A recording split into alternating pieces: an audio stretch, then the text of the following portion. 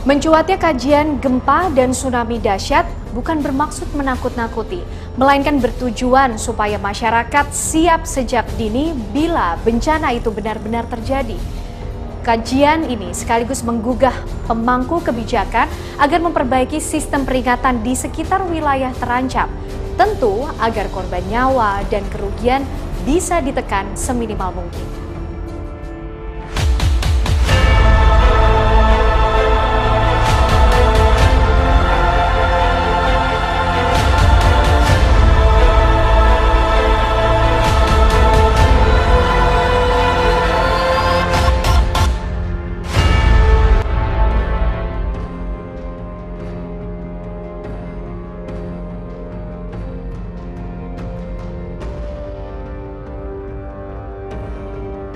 Gempa dan tsunami dahsyat di Aceh 2004 silam masih tergambar jelas di ingatan. Kira-kira seperti itulah gambar megatrust yang disebut-sebut mengintai bagian selatan Indonesia ini. Benak masyarakat di bagian selatan Indonesia itu pun kini terusik oleh bayang-bayang bencana besar serupa. Atas segala perhitungan itu kan manusia. Tapi kan Allah yang menentukan, mudah-mudahan jangan sampai terjadi bencana seperti itu.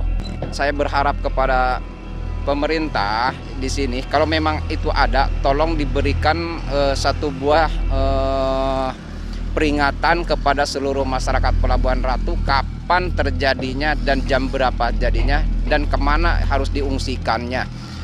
Udah dipersiapkan atau belum posko-posko pengungsian nanti gitu.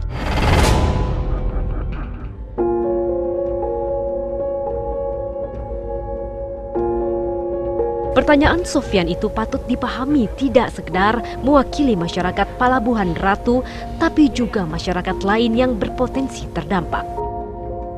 Sebab berkaca dari tsunami Aceh pada 2004 silam pula, betapa banyak harta benda dan nyawa yang jadi korban sudah tak terlukiskan lagi.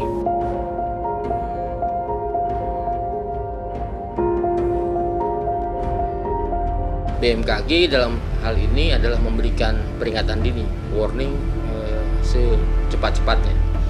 Karena tsunami yang sampai di pantai itu membutuhkan waktu 17-20 menit. Artinya masyarakat punya waktu sekitar 15 menit kalau kita kurangi. Bagaimana dalam 15 menit itu sebelum gelombang tsunami datang, maka masyarakat bisa menyelamatkan diri. Kita sudah punya pengalaman 2004 tsunami di Aceh. Itu adalah salah satu contoh gempa dan tsunami akibat yang dibangkitkan di zona megatrust. Nah, pengalaman pembelajaran dari 2004 ini yang harus kita gunakan juga untuk membuat langkah-langkah nyata supaya daerah-daerah yang rawan tsunami yang berhadapan langsung dengan zona megatrust ini dari sekarang bisa kita siapkan dengan baik upaya mitigasinya.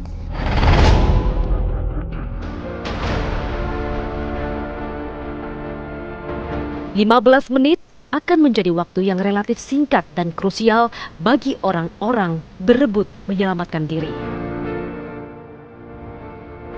Mau tidak mau, BMKG juga dituntut cepat dan akurat dalam memberikan peringatan dini kepada masyarakat.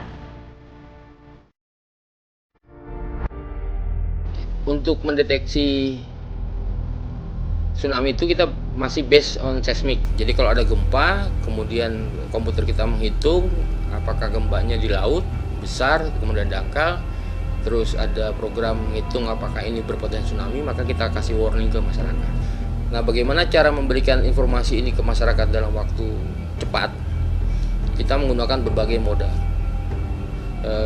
fax, SMS, media massa, sosmed seperti itu. Bahkan salah satunya adalah sirine.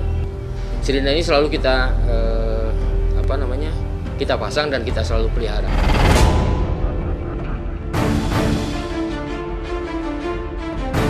Rupa-rupa teori mitigasi dan penanganan bencana sudah dijabarkan.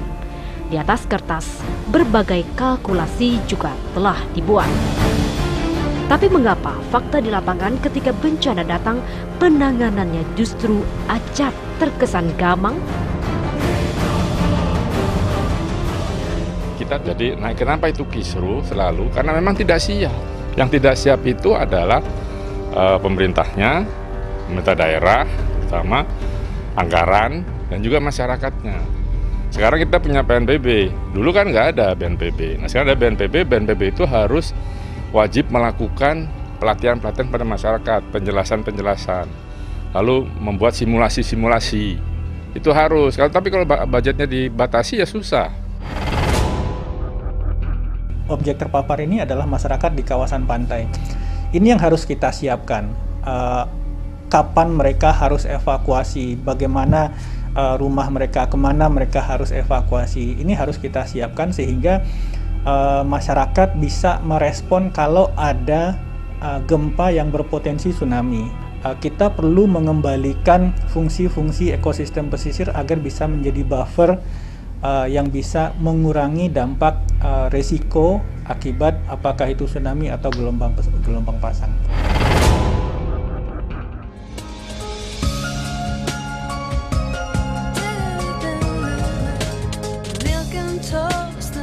Potensi gempa dan tsunami besar megatrust bisa terjadi, bisa juga tidak. Meski begitu, lebih baik sedia payung sebelum hujan. Lebih baik berjaga-jaga sebab bencana bisa datang kapan saja tanpa diundang.